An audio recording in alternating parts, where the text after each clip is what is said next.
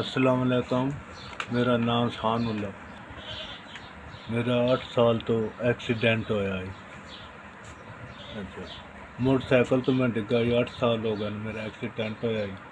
पाई टुट गया ही सारा, मैं मजदूर हो गया।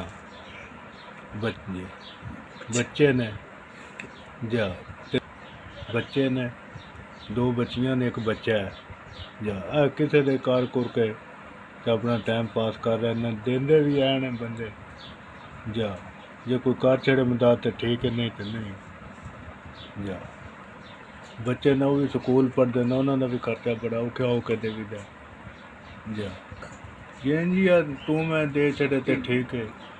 8 साल हो गए मैं मजदूर हो गया जा। 8 साल तो बड़े औखे हैं। बच्चे ने रमज़ान है, हूँ बच्चे रोज़े रखना भी तंग ना।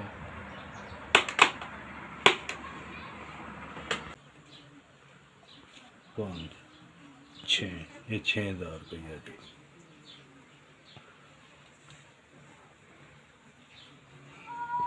बड़ी मेहरबानी, तुहाडा शुक्रिया जी। तुहाडा कल्ले 6,000 रुपया मेरे को पहुँच गया। अल्लाह पाक तुहानू बाला देवे, मालक सोना तंदुरुस्ती देवे जे, इधर सुकून देवे जे। मालक सोना सन दिन दे तुहानू मालक सोना इधर सुकून दा देवे जी।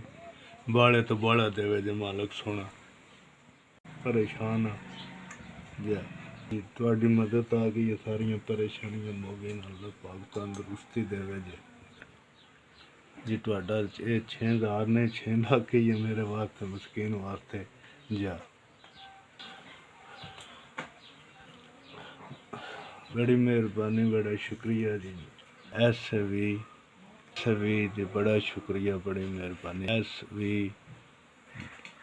बड़ा शुक्रिया जिन्हें मेरे तिकने मदद पढ़ाई है।